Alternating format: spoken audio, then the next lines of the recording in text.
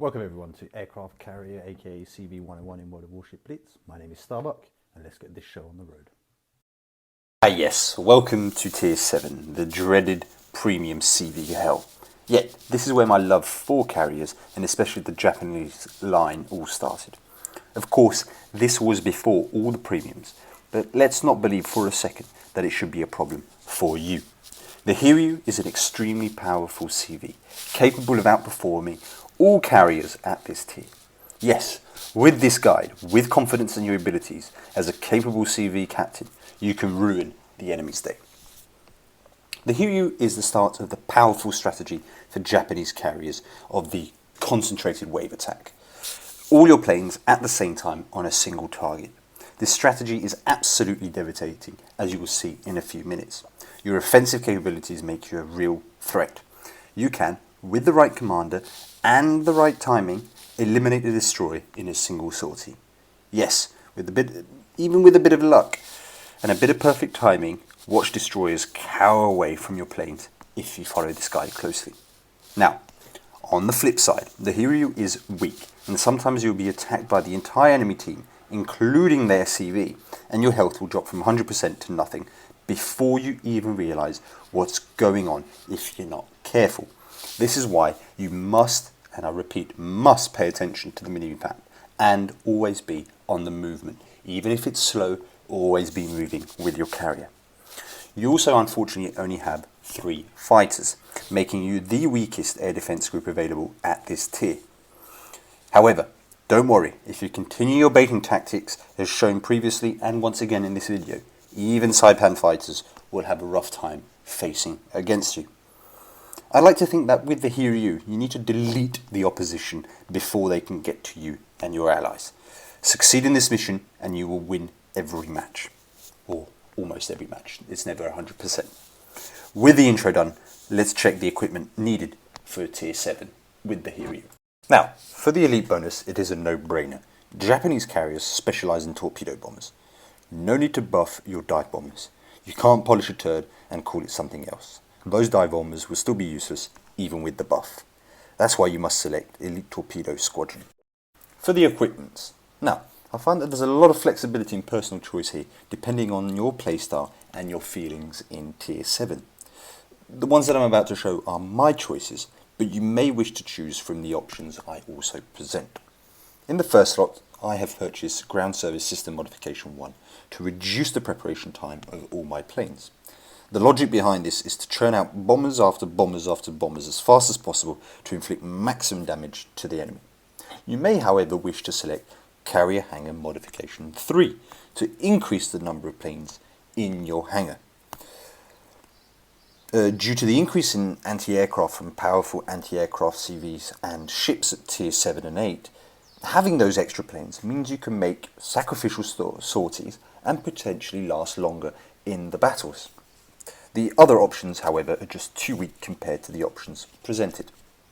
In the second slot, I have purchased Air Defense Modification 2 to boost my CV's anti-aircraft damage.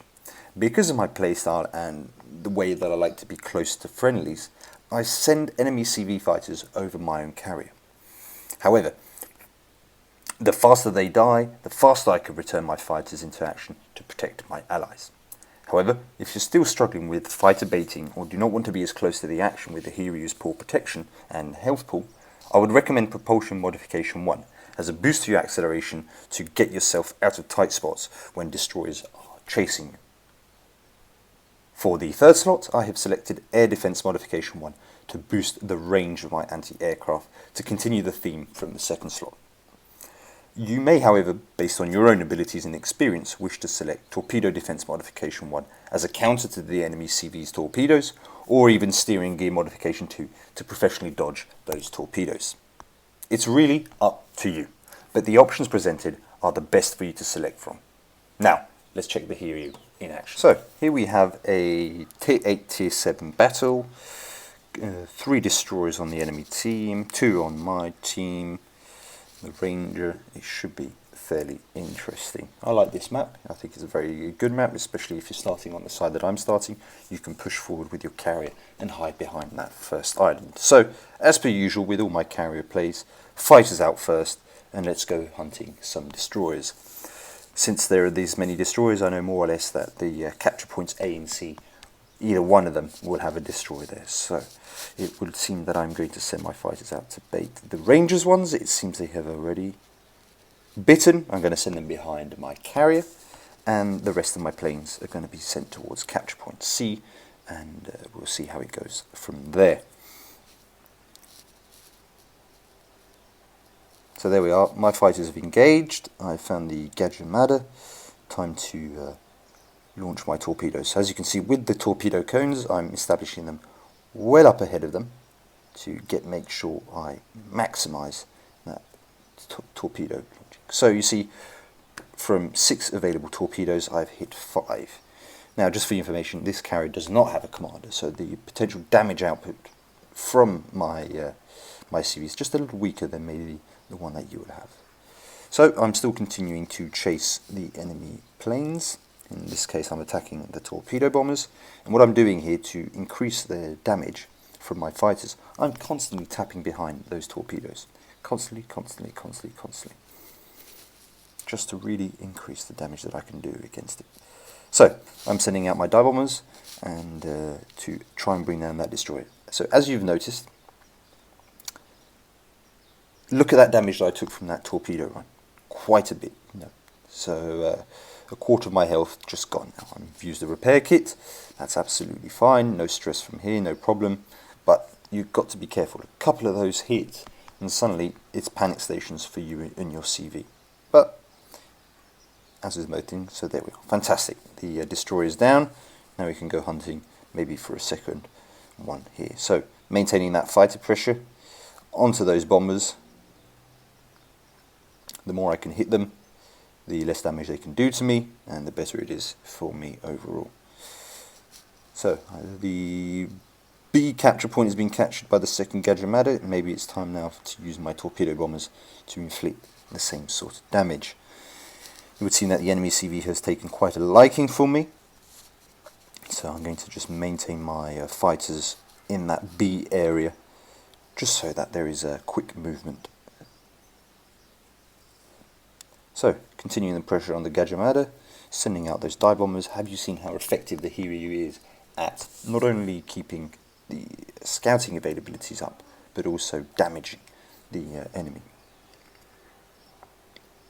See, thanks to that increase in anti-aircraft, the damage, it's just they're incapable of really hitting me hard. Unfortunately, there I was a bit unlucky. The fire didn't carry on too long, and it would seem that I just about get it before my allies do as well. See that aggressive capability. So, from the Hiryu, maintaining the pressure from my fighters on the enemy planes. See, I'm constantly moving about on the map, constantly moving about, making sure that I'm strong. Because you see now, because my fighters are primarily engaging his own planes, they're not doing much damage to me. So, normally this minx should fall here. Fantastic teamwork. Now it's time to attack the larger threats.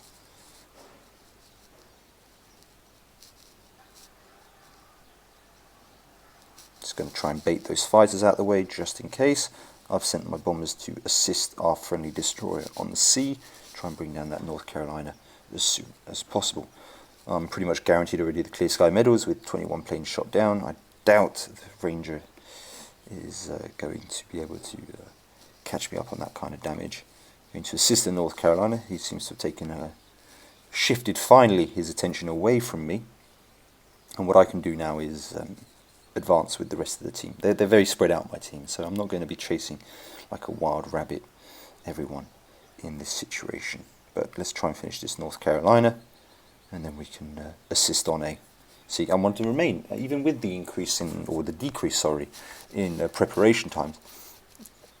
The faster your planes attack and come back, the faster you can move on yourself to the next target.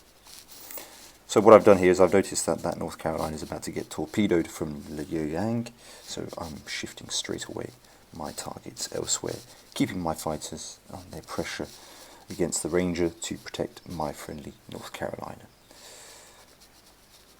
So the Gniz now is flooding. He's about to eat another 3 torpedoes on top of the first 3 he's already hit from me. He will get the kill.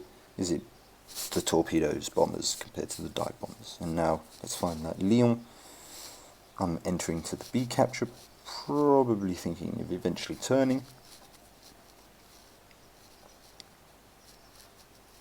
And I've baited those fighters, going to send them over the North Carolina to assist, sending my bombers over to the Lyon, just making sure that I'm turning in the right direction. See, plenty of movement, loads of micromanagement, get the Confederate medal, another plane destroyed. Let's just keep applying pressure with 1 minute to go. The team is mostly doing well, no one has been sunk yet.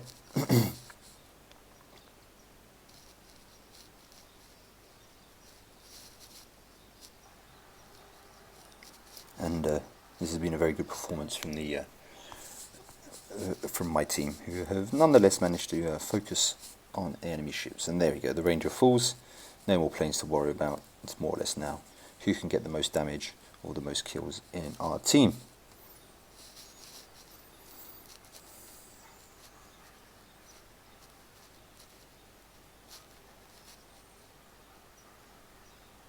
And there we go, with a bit of lag. That's 4 kills to my name with the Hiryu and the MVP for Starbuck. In the first results screen, I'm just going to compare my overall score with my team and the enemy team. So as you can see, I have completely outperformed the enemy Ranger. Pretty much got 50,000 damage to my name, the Ranger only 25 damage. He made the prime mistake as a CV player of concentrating his attacks against my CV, not paying attention to my fighters, not sending his fighters as a response. I think he was a little bit overwhelmed, and it was unfortunate that he had to face against me because, well, I don't think he will improve his level based on that. But I'll give him the benefit of the doubt. Maybe he'll watch some of my videos and see that he could do a lot better. The rest of my team have done very well. The Akatsuki capturing points, 70,000 damage. Same for the Liuyang. Our destroyers being very, very powerful and capable in this battle. The rest of the enemy team, as you can see, the power. Look at that Gajimad at the beginning, completely ineffective and useless. And with that kind of pressure you see from your carrier, you can then give a lot of breathing space to your friendlies because they're not as affected by other enemy ships who are under pressure from your planes. So that's really important for you to understand as a carrier player. What you need to do is just apply pressure on the enemy team so that then your teammates, hopefully when you don't have any potatoes of course, can do their job. In this second screen we're going to a little bit look at what I did personally on a more specific level. So as you can see, 11 bomb hits. As per usual with Japanese carriers, they are underperforming. 22 torpedo hits, 4 ships sunk, 2 fires and 1 flood, and of course 23 aircrafts destroyed. So my fighter is really doing a really good job. Now, to be fair, the CV was just kind of focusing me, so the anti-aircraft on my ship with the boost and my fighters had a pretty straightforward game, to be perfectly honest. Now, let's compare the damage. You see, once again, as I keep mentioning, as I have done with the Hosho at tier 4, the Zuiho at tier 5, the Ryojo at tier 6, and now with the Hiryu at tier 7, and as you will see with the following tiers at 8, 9 and 10. Japanese carriers are all about their torpedoes. 40,000 damage just from torpedoes alone. The bomb damage is only doing 10,000, the fire damage doing 206, and the flooding 322. Unfortunately in this game, a lot of the ships just were sinking far faster than the damage over time could occur, and I was a bit unlucky with that. But as you will see with the later tiers, those damage over times are going to be the difference between an enemy ship staying afloat or being sunk. That's it for today's CV's class. I hope with this information you have learned a few new tips and tricks and are ready to join battle with me or against me in World of Warships Blitz. Until next time, this is Starbuck.